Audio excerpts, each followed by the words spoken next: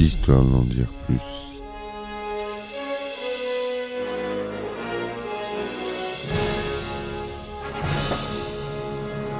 Eh ben attendez, on est en France. Allez, cul sec. Hop.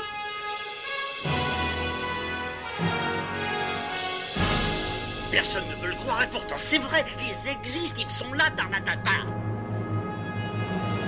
Non. Il faut qu'on pète.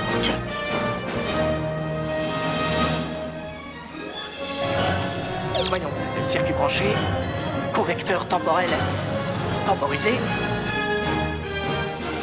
Bonjour, bienvenue sur Histoire d'en dire plus.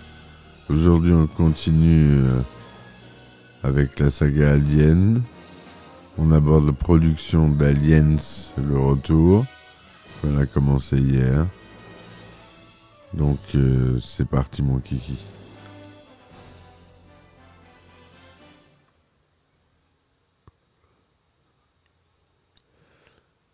Donc Aliens, on avait vu le résumé, Aliens le retour. À la réalisation, on a James Cameron et en seconde équipe, on a le grand Stan Winston. Stan Winston, qui est un grand maquilleur très célèbre, un des plus grands maquilleurs au monde, qui est décédé depuis, malheureusement, en 2015, je crois. Il a laissé une grande trace, il a travaillé sur Jurassic Park, c'est lui qui s'occupait des animatroniques Jurassic Park. Il a travaillé sur beaucoup de films très connus. C'est une star dans le milieu des effets spéciaux, Stan Winston. Et donc c'était lui qui était à la réal de la seconde équipe. Au scénario d'Aliens, on retrouve James Cameron d'après une histoire de James Cameron, David Giller et Walter Hill, d'après les personnages créés par Dan O'Bannon et Ronald Shusett. À la musique, on retrouve James Horner, le fameux. Au décor, c'est Peter Lamont et Crispian Salis.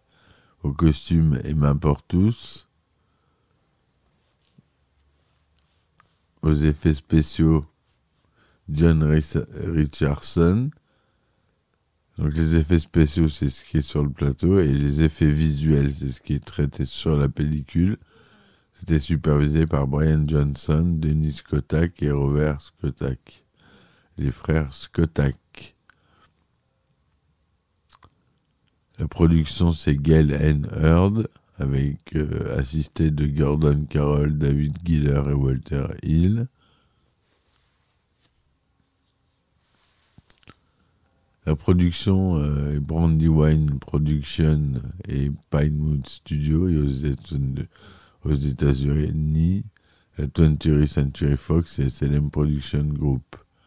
Le budget est de 18,5 millions de dollars. Donc c'est un pays de production qui se trouve aux États-Unis et au Royaume-Uni. La langue parlée originale du film est l'anglais avec de l'espagnol. Ça a été tourné en version couleur de luxe, version 35 mm 1/85e Panavision, son Dolby stéréo mais mono. Il y a les deux.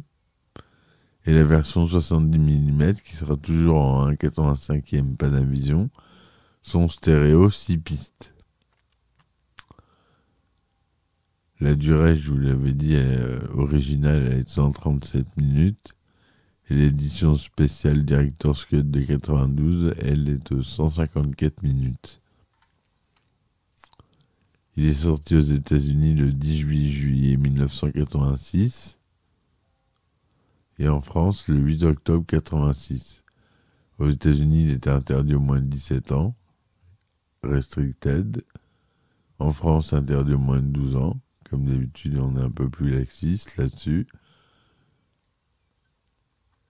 Sigourney Weaver, il retrouve le rôle du lieutenant Ellen Ripley. X est joué par Michael Biehn, Paul Reiser joue Burke. Lance Henriksen, l'android Bishop, 341B. On retrouve Bill Paxton qui joue le première classe Hudson, un de ses premiers rôles qu'il leur a fait connaître. Après le succès critique et commercial d'Alien, sorti en 1979, le producteur David Giller, qui deviendra le producteur exécutif d'Aliens le Retour, propose une suite. Toutefois, les dirigeants de la société de production 20th Century Fox y sont majoritairement opposés. Finalement, son projet est accepté lorsque la direction change d'équipe et qu'il propose que le film suive le modèle de Sans Retour auquel il avait travaillé et des 7 mercenaires. Pendant ce temps, en 1983, James Cameron avait fini l'écriture du scénario de son futur premier film à succès, Terminator, et souhaitait, tout comme sa collaboratrice et future épouse Gail Ann Hurd, qu'Arnold Schwarzenegger y joue le rôle titre. Toutefois, Arnold Schwarzenegger est pris par le tournage de Conan le Destructeur pour les 9 prochains mois. Cela libère donc l'emploi du temps de James Cameron qui peut alors s'adonner à d'autres projets.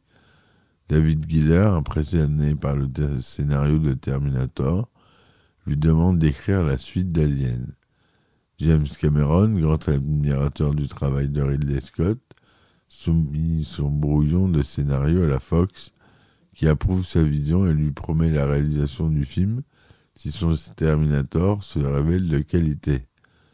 Lorsque Terminator reçoit des critiques positives à sa sortie en 1984, James Cameron est donc choisi comme réalisateur de cette suite.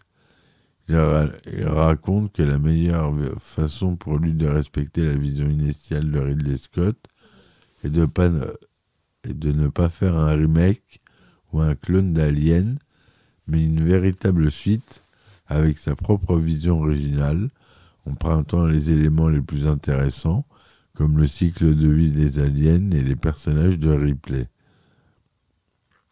tout en y greffant des éléments propres à la science-fiction, notamment une armée futuriste. Pour le design du film, Gail Ann Hurd et James Cameron embauchent les artistes conceptuels Sid Mead, qui est une légende du genre, et Ron Cobb, qui en est une aussi. Sid Mead dessine initialement le vaisseau Sulaco avec un aspect sphérique, ce qui déplaît à James Cameron qui trouve que cela le rendra difficile à filmer. Sid Mead réimagine alors le design en fonction des recommandations du cinéaste. Il devient alors un vaisseau très allongé, ressemblant à un lance-roquette qui transporte des trucs.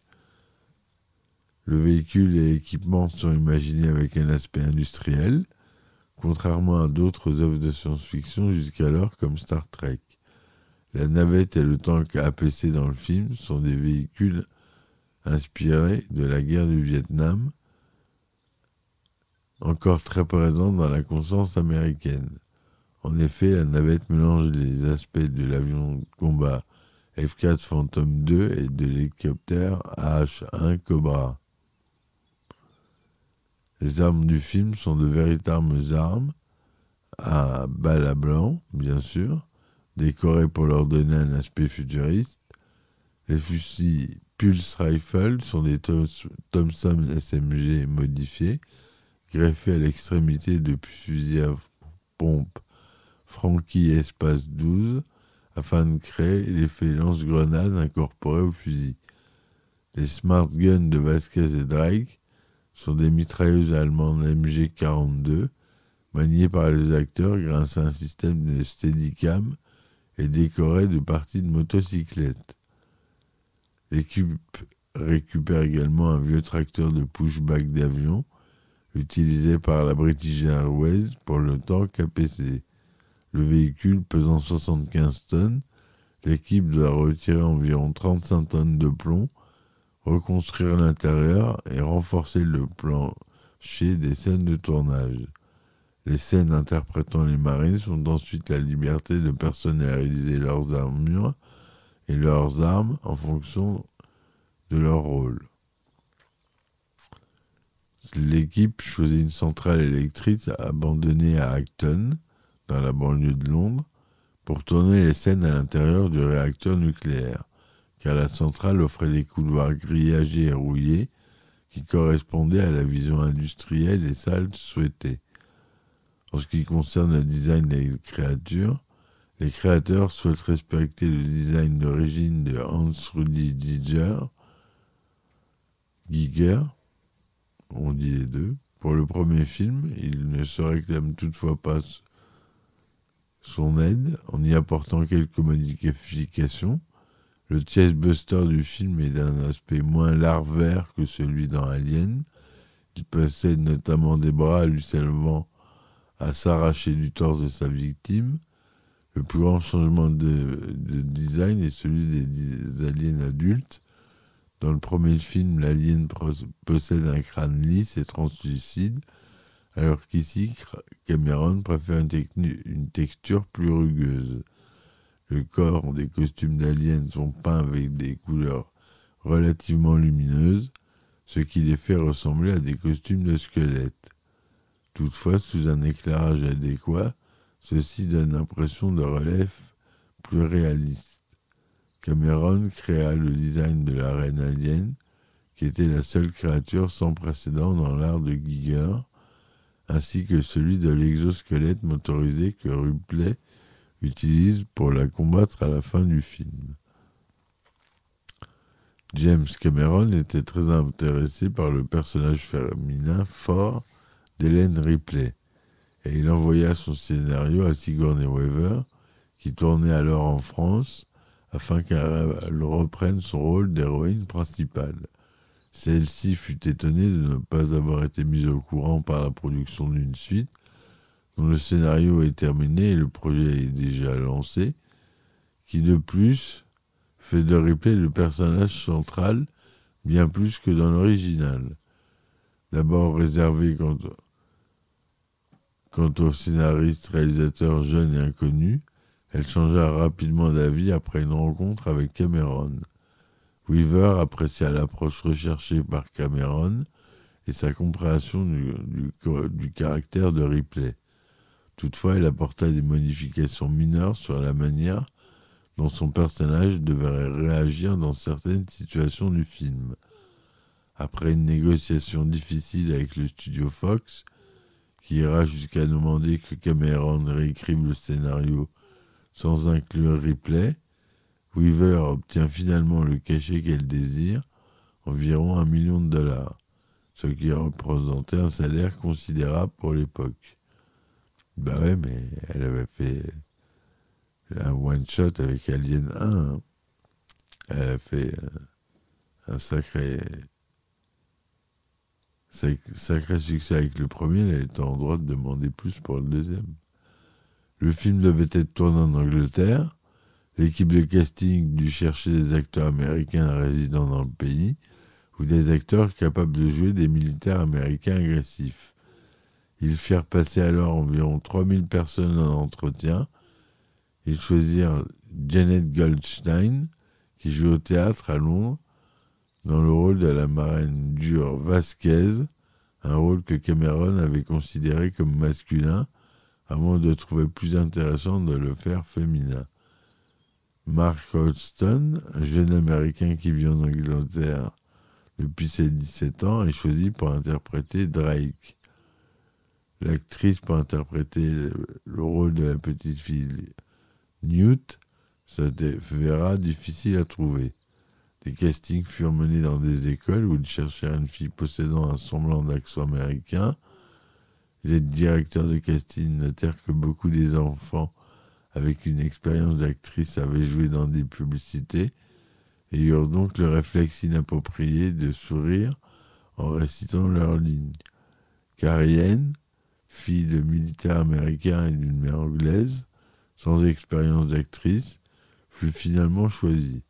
Son frère, Christopher N., est choisi pour jouer le frère de Newt dans une scène coupée du film et présente dans la Director's Cut.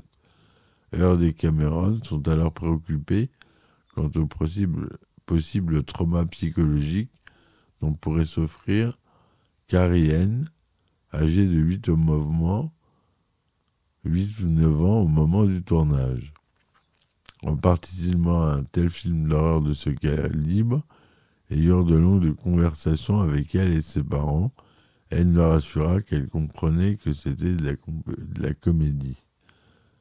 Après plusieurs semaines de recherche, Cameron et Hort décidèrent de faire venir des acteurs avec qui il avait déjà travaillé pour remplir les rôles restants. Lance Henriksen est choisi pour interpréter l'androïde Bishop et Bill Paxton pour Hudson. Al Matthews obtient le rôle du sergent Apponey et utilise son expérience militaire pour son rôle. Les acteurs interprétant les Marines suivirent tout de même un entraînement militaire avec des professionnels pour préparer leur rôle et renforcer l'unité et la camaraderie du groupe. On leur demanda également de lire le roman de science-fiction « Étoile garde à vous », titre original Starship Troopers, de Robert A. Heinlein. Le hasard fit que Weaver, Paul Reiser dans le rôle de Burke et William Hope dans le rôle du lieutenant Gorman rejoignirent le tournage après que ce qui établit une distance entre eux et la troupe jouant les Marines, ce qui est pertinent vis-à-vis du scénario du film. Michael Biehn, qui avait déjà travaillé avec Cameron et Hort dans Terminator, est engagé une semaine après le début du tournage pour rapidement remplacer James Remar dans le rôle du caporal X et s'intègre au groupe sans préparation.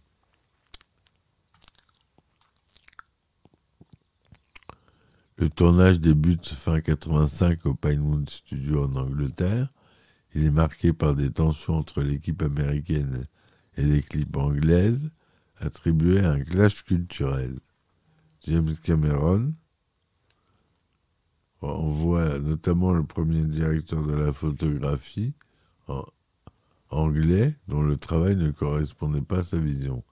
Il éclairait trop les scènes par rapport au goût du réalisateur et estimait que celui-ci ne le laissait pas faire correctement son travail.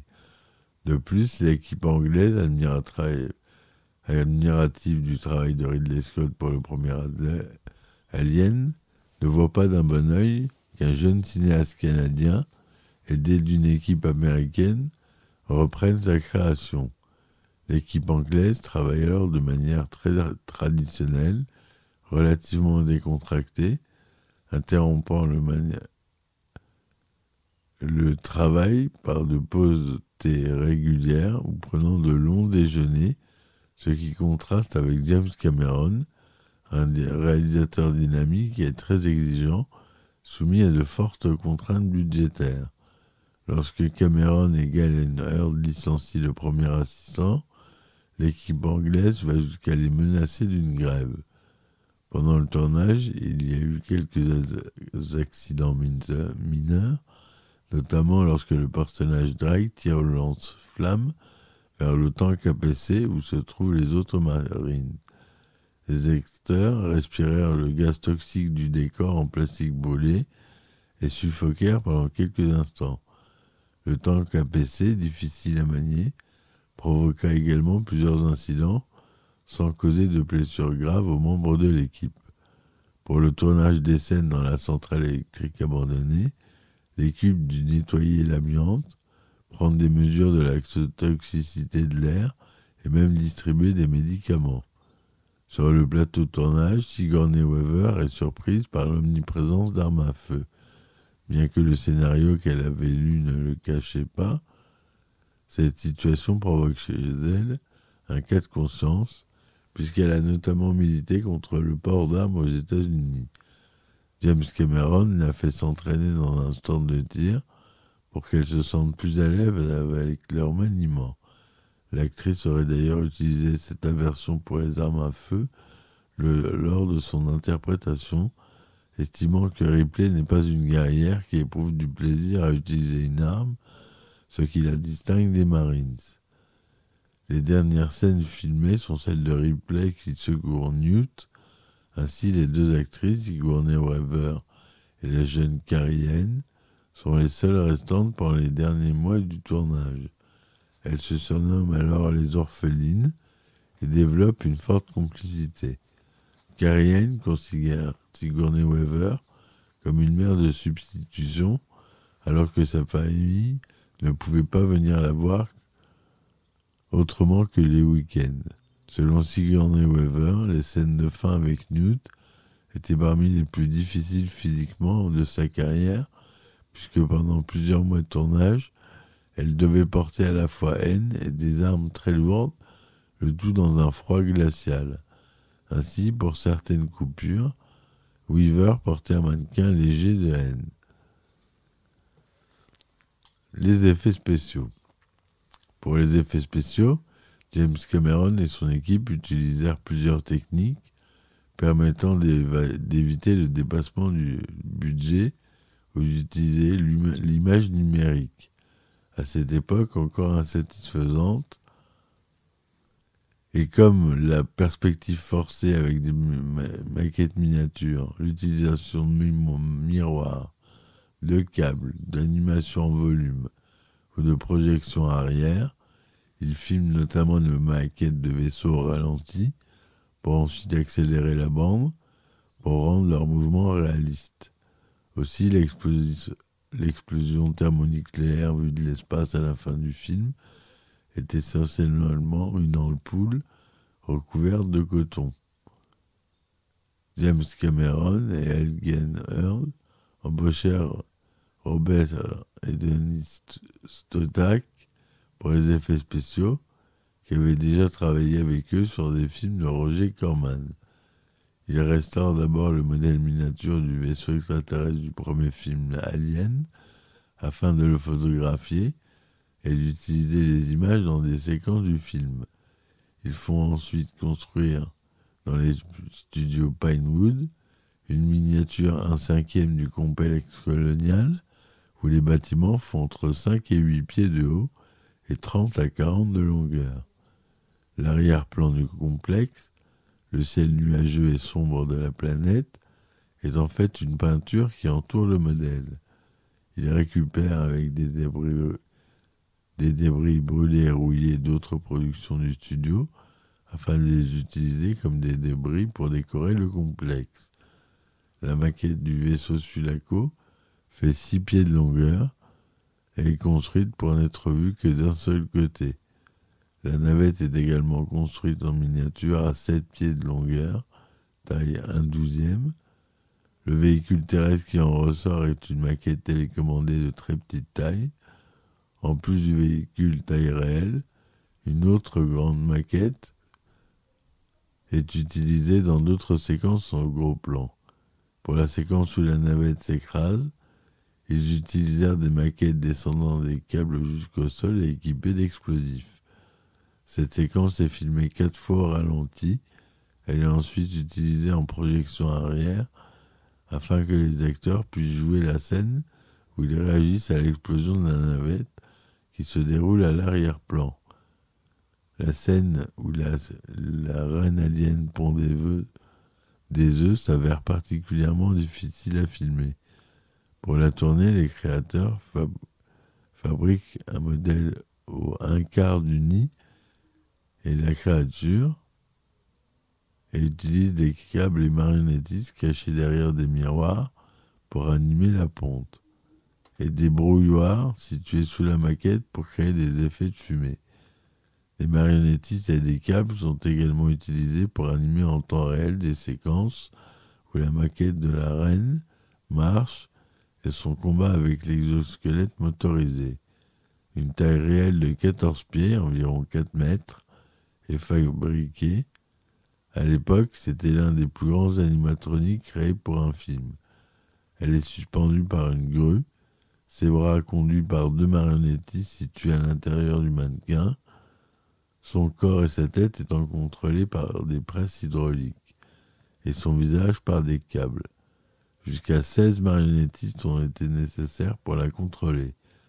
L'exosquelette, motorisé en taille réelle, est également suspendu par des câbles et contrôlé par Weaver à l'aide d'un marionnettiste situé à l'intérieur de la machine. Les animatroniques ont également été utilisés pour le mouvement des facehuggers pendant la scène où Ripley Newt se retrouve enfermé avec deux de ses créatures. Les créateurs fabriquent une demi-douzaine de facehuggers aux fonctions différentes. Certaines ont des doigts robotisés, opérés par 6 ou 7 marionnettistes. Et lorsque Ripley lutte contre un facehugger qui essaye d'atteindre son visage, en vérité, les fils électriques de la marionnette sont disséminés le long de la manche de Sigourney Weaver jusqu'au marionnettiste qui opère le mouvement de la créature. Le facehugger qui court est opéré grâce à un système complexe. La marionnette est tirée par un câble au sol, ce qui fait tourner la roue située en dessous de la marionnette et active le mouvement des doigts. Pour tourner cette scène, Cameron emploiera également des techniques de stop motion et d'action inversée. Les aliens adultes sont interprétés par des cascadeurs costumés. Cameron souhaitait que les actions soient simplifiées par rapport au premier film, afin de faciliter la mobilité des cascadeurs. Des séquences où les aliens rampent sur le plafond sont filmées à l'envers, et lors de sauts ou de mouvements verticaux, l'utilisation de câbles est préférée. Des mannequins de taille réelle sont également fabriqués pour les aliens qui doivent exploser sous les coups de feu ou être écrasés par les véhicules. Ces mannequins sont également placés dans des positions contorsionnées pour imiter un aspect insectoïde. Voilà ce que je voulais vous dire sur ce film qui a reçu une bonne critique, 84% sur Metacritic et 97% sur Rotten Tomatoes. C'est pour dire, il a reçu un peu plus de 85 millions de dollars aux États-Unis et plus 45 à l'étranger. En France, il a fait 7 millions d'entrées, ce qui est beaucoup. Entre 1986 et 2017, Alien le Retour a été sélectionné 32 fois dans diverses catégories et a remporté 16 récompenses. Notamment les Saturn Awards. Ils ont gagné beaucoup de Saturn Awards. Notamment ceux des effets spéciaux. Et les Oscars des meilleurs effets spéciaux et du meilleur montage sonore.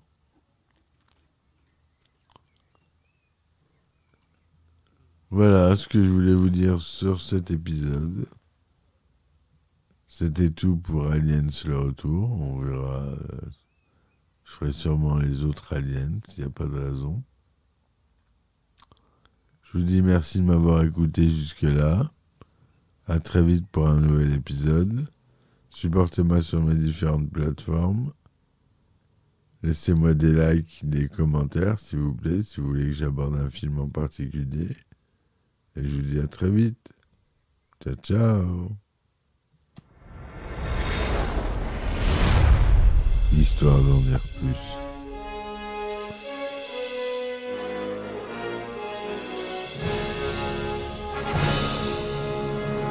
Eh ben attendez, on est en France. Allez, cul sec. Hop.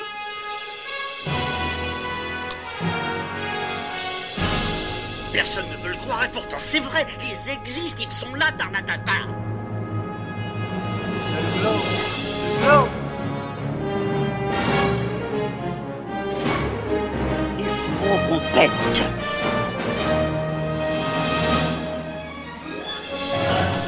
Voyons, le circuit branché, correcteur temporel temporisé.